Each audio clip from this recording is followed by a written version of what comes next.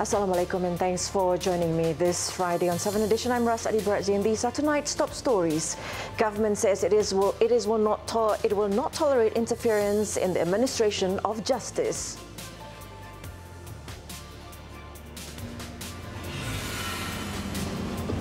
Dato among 7 PAIP staff remanded in graft probe.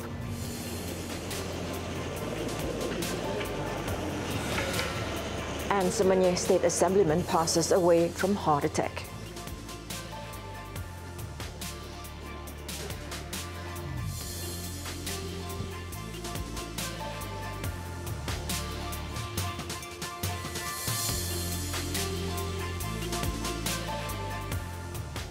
Assalamualaikum. Semenyih State Assemblyman Muhammad Bakhtiar Muhammad Noor died early this morning from a heart attack.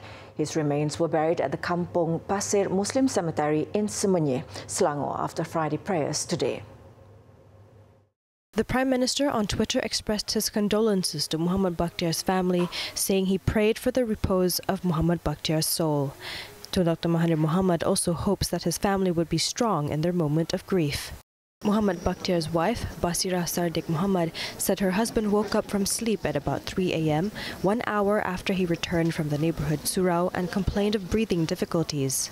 She also said by the time they arrived at the Kajang hospital, Muhammad Bakhtiar seemed weaker, and the doctors who treated him also gave him breathing support before he was confirmed dead at 4:45 a.m. Other than his wife, the 57-year-old also leaves behind 2 daughters and 3 sons aged between 9 and 29. Funeral prayers were held at his family home at Jalan Sungai Lalang, Semenyih, before his burial. More than 700 people joined in a special prayer for the deceased at the Kampung Pasir Mosque. Muhammad Bakhtiar was a member of Parti Pribumi Bersatu Malaysia and became the Semenyih Assemblyman after garnering 23,428 votes and defeating incumbent Datuk Johan Abdul Aziz from BN in the 14th general election.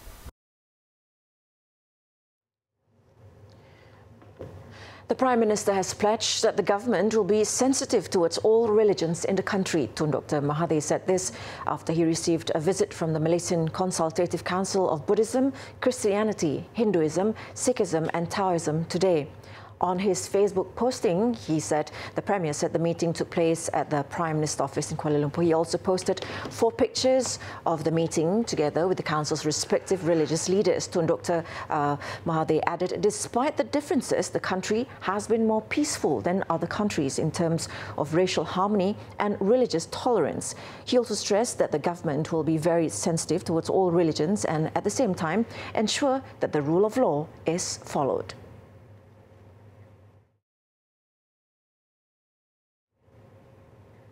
Home Minister Tan Sri Muhyiddin Yassin has vehemently denied Bukit Gelugur MP Ram Karpal Singh's allegation that he failed to instruct the Royal Malaysian Police to reopen an investigation into the death of Teo Beng Hock. Tan Sri Muhyiddin said the Cabinet had clearly decided to reopen the probe during a post-Cabinet meeting on June 27th and instructed the Inspector General of Police, Tan Sri Muhammad Fuzi Harun, to take immediate action. Teo, the former political aide to DAP Sri Kembangan Assemblyman Ian Yong Hian Wah, was found dead in 2009 after falling 9 floors from the former Selangor MACC headquarters in Shah Alam, where he had been held overnight for questioning. Tan Sri Muhyiddin said, following his instructions and a letter from the Attorney General's Chambers AGC dated July 17, 2018, police had set up a special task force led by a Deputy Commissioner, K. Manoharan, to re-investigate the case. The task force had also prepared its investigation papers and submitted it to the AGC on October 18th. Tan Sri Muhyiddin clarified that his earlier statement describing the police were waiting for instructions from the AG, as reported by the media on October 25th, was in reference to awaiting instructions on the investigation papers submitted by the special task force. Yesterday, Ram Karpal claimed that Tan Sri Muhyiddin and his ministry had remained silent despite being informed in October that the AGC had instructed police to reopen the case as far back as July. The full force of the law would be applied to wrongdoers. That message came from the Attorney General, Tommy Thomas, today. He also pointed out that the new government would not tolerate any interference or obstruction in the administration of justice. In his speech at the opening of the legal year 2019, Thomas said that one of the key factors leading to the defeat of Datuk Sri Najib Tun Razak's administration was the perception that the then Prime Minister and his close associates were above the law. The administration of justice has not been immune from the cancer of corruption which spread in the conditions created by the former government. The scandals that involve judges, lawyers, prosecutors and litigants for at least 3 decades since the judicial crisis of 1988 are too well known, and no reminders are required for this morning's audience. What must be clear is that from henceforth, the new government will not tolerate any interference or obstruction of the administration of justice.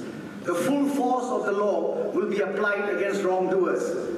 Thomas, in his first address as the top prosecutor and legal advisor for the government, also urged parties in the administration of justice to begin a new journey to promote justice and reject injustice. He also said the Attorney General Chambers' task would be to act on the ideals of its mission to uphold the law and safeguard the interest of the nation by providing legal advice and service of the highest quality, efficiently, fairly and equitably in accordance with the Federal Constitution and the law. Meanwhile, the country's top judge said today that the judiciary has zero tolerance for any form of corrupt practices and vowed to take swift action in accordance with the law. Chief Justice Tan Sri Richard Malanjum also said the judiciary is to remain steadfast in upholding its independence. Speaking at the opening of the legal year 2019 in Putrajaya today, Tan Sri Malanjum also noted that Malaysians may not always agree with judgments, but must understand the courts must act based on the law. One solemn declaration we make here is to uphold the rule of law and our zero tolerance to any form of corruption and judicial interference, whether internal or external, political or otherwise, in the execution of our judicial duties. We welcome information, if any, of such occurring. I can assure you that swift action will be taken in accordance with the law. The judiciary remains and will remain steadfast in upholding its independence. The Chief Justice's statement was based on some negative perception of the country's judicial system as a result of unpopular decisions made by the judges. Now, we are also very conscious. The one reason why the public has a negative perception of the court is that our decisions at times are not in tune with public feelings or the will of the majority. This has always been a problem. Our response to this is this. We request understanding on the functions of the courts. We request understanding of the function of the court. Our court is a court of law and not of the mob. You have to understand that, eh? It's a court of law and not a court of mob. The event was attended by some 500 judges, lawyers, academics and members of the media. According to Tan Sri Malanjum, Malaysian judges and judicial officers also have been receiving training from the United States Department of Justice on how to deal with modern crimes. The training, which included money laundering, cryptocurrency fraud, terrorism and human trafficking, started last year. In Pahang, 7, including 4 senior officers of Pengurusan Air Pahang Berhad (PIP), are in remand for 4 days to assist in the investigation of irregularities of a 23 million ringgit project conducted by the agency. 3 others, including a businessman believed to have been linked with 8 companies, are suspected of monopolising the agency's projects. The 7 aged between 30 and 59, including a senior officer with a Datuk title, were arrested by the Malaysian AntiCorruption Commission (MACC) around Kuantan yesterday. It is understood that the modus operandi of the group is to monopolise PIP projects under the cost of 50,000 ringgit. The irregularities have been reported since 4 years ago. All the projects were given through direct negotiations to the 8 companies involved, and according to sources, these companies were controlled by a contractor. The case is being probed under the MACC Act.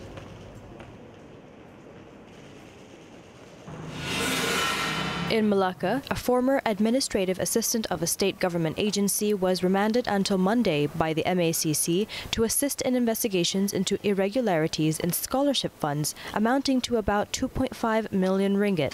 The remand order against the 31-year-old suspect was issued by AntiCorruption magistrate Analia Kamarudin. The case is being probed under the MACC Act, focusing on falsification of documents.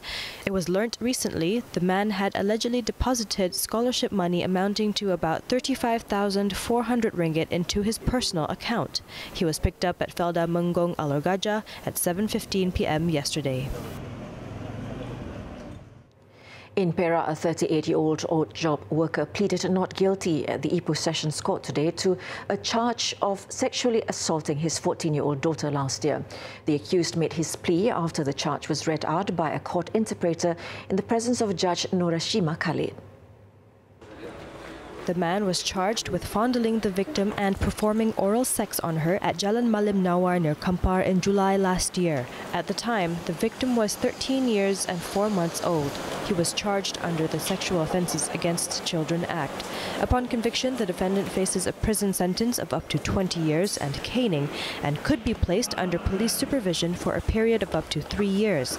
The court did not allow the accused bail. The judge fixed February 15th for a remention of the case. In Penang, a man who slapped and threatened a female cashier at a grocery store in Bayan Lepas on Tuesday for not allowing him to buy 3 packets of cooking oil has been remanded for 4 days to assist in the probe. The remand order until January 14th was issued by Balikpula Magistrate Shamila Abdul Samad today. The 47-year-old suspect was nabbed along the roadside in Sungai Ara at 2 p.m. yesterday. The trader from Sungai Dua, Butterworth, admitted to verbally abusing and hurting the 29-year-old woman before threatening her because he could not control his anger. He is being investigated under the Penal Code for criminal intimidation and for causing hurt. The case sparked outrage from the public after a 16-second CCTV video recording of the incident went viral on social media since 2 days ago. In the incident, the cashier was verbally and physically abused when she told the male customer that he was not allowed to purchase more than 2 packets of cooking oil. The Petaling Jaya Magistrates Court issued a warrant of arrest for film director and actor Datuk Farid Kamil Zahari for failing to be present on the 4th day of his drug trial today. The warrant was issued after the 38-year-old actor and his bailer failed to present themselves at the trial without submitting any medical certificate or reasonable excuse for their absence to the court. Datuk Farid's lawyer, Megat Shazli Mokhtarum, told reporters after the proceeding that his client could not come as he was currently in Johor for filming. He also said he had explained to the court that Datuk Farid's absence was unintentional as the actor was confused with the many dates set for his case. On January 25th last year, Datuk Farid pleaded not guilty to using tetrahydrocannabinol or THC. The charge under the Dangerous Drugs Act carries a maximum fine of 5,000 ringgit or up to 2 years jail or both upon conviction. On January 16th, Datuk Farid also claimed trial to 2 charges of voluntarily causing hurt, disorderly conduct and obstructing a public servant from carrying out his duty at the Kota Damansara Traffic Police Station.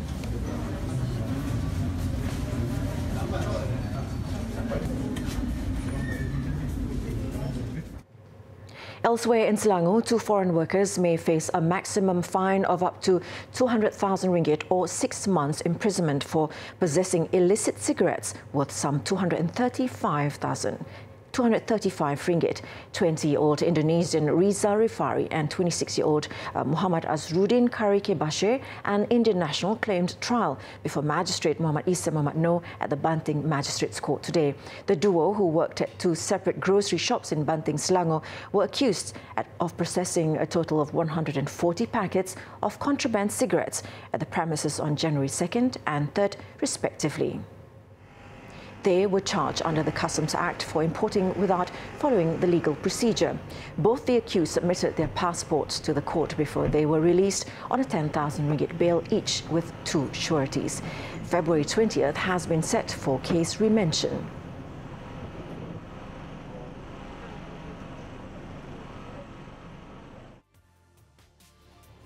When we come back, a local graffiti artist collaborates with international singer. Stay with us.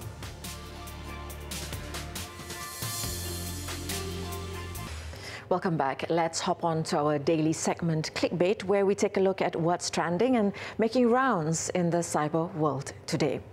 2019 is off to a good start for local graffiti artist Abdul Hafiz Abdul Rahman, or better known as Cartoon, a nickname which came from his love of reinterpreting cartoon characters since his childhood days. In his Instagram post recently, Cartoon showcased his latest artwork, which was a rather special one, as it was used as the cover art for popular American R&B singer Chris Brown's newest single, Undecided. Here's the story. Cartoon is well known among the graffiti artists community, especially for his signature style and usage of vibrant colors in his art. When contacted by Star 2, the 31-year-old said he received an email from Chris Brown's creative director regarding the opportunity and thought it was such an unexpected surprise at the time. Undecided was released last Friday and is listed as the singer's first single to his upcoming album Indigo. Since the release of the song, many netizens have commented on Cartoon's Instagram account, expressing how proud they are of him. Putting the ice on the cake was Brown himself, who also joined the crowd and is evidently very proud of this collaboration, as both his Twitter and Instagram pages were flooded with Cartoon's artwork. For the past 10 years of being active in the graffiti scene, Cartoon did not only collaborate with numerous brands, but he painted murals all around the world. Now, such talent like Cartoon is certainly needed to remind our young generation that the art scene in Malaysia has the potential to be recognised globally. We here at 7Edition are also proud of Cartoon's achievements and hope to see more of his artwork getting recognised internationally. Now, updated as of 7 p.m, here are the top trending topics and searches on the internet today.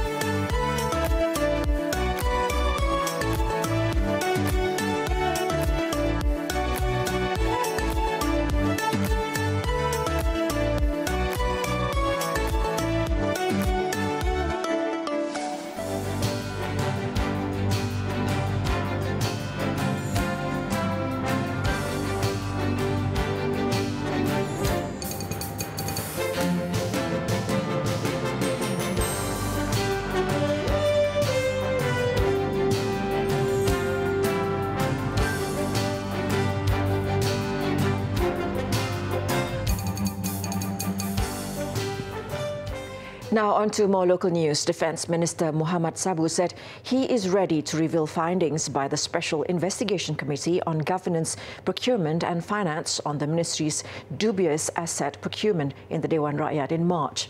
The second report by the committee is expected to be ready by the end of this month.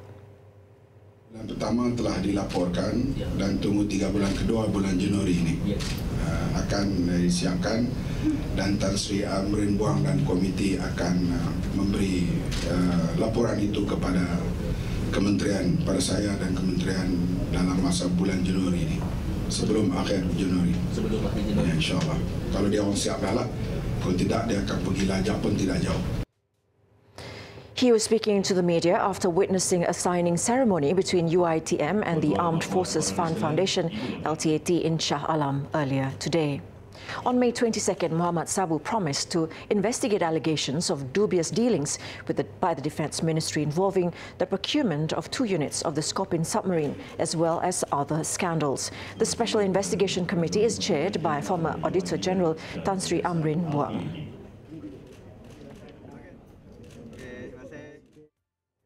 Health Minister Datuk Seri Dr. Zulkifli Ahmad today said complaints by operators of eateries saying the smoking ban beginning January 1st had reduced their income would only be short-term. He added his ministry is also gathering evidence and looking into the claims. I'm sure this is satu yang kita telah jangka pun. Ya, tetapi pada pandangan kami ia merupakan satu fenomena yang akan berlalu dalam waktu yang terdekat, ya. Because like it or not, if you want to go for a drink, you're going to go to eat, you go despite whether you can smoke or not, because you can't go anywhere else. Kita tak boleh pergi tempat-tempat lain untuk cari makanan. He was speaking to the media after delivering his message for the new year to the ministry staff in Putrajaya earlier today. Datuk Sri Dr. Zulkifli added that his ministry has also received information that business at eateries has improved because families with children are frequenting eateries due to the absence of cigarette smoke. He also noted that the ministry is willing to hear and listen to views from all parties. The Malacca State Government will increase water tariffs to help support the cause of managing and maintaining water supply. Speaking to reporters after attending the Malacca State Government monthly gathering at Srinagari in Air Keruh today, Chief Minister Adli Zahari assured that the hike will not burden the public as incentives will be given to low-income families in the B40 category and those who implement water-saving measures. Kos pengurusan air ini semakin meningkat. Jadi kalau kita lihat peningkatan itu berlaku, jadi kalau tarif air itu tidak disedia dengan betul, kita akan mengalami kerugian. Kerugian itu akan menyebabkan kita tidak dapat mengurus air dengan betul dan akhirnya kita akan pergi kepada krisis air. Adli also said discussions were currently being held with Syarikat Air Melaka Berhad, but the increase in water tariffs have not been set, as each state had different rates. On Wednesday, Water, Land and Natural Resources Minister Dr. Xavier Jayakumar said water tariff rates may be increased in stages this year, in line with the government's restructuring of the water supply services industry in the country.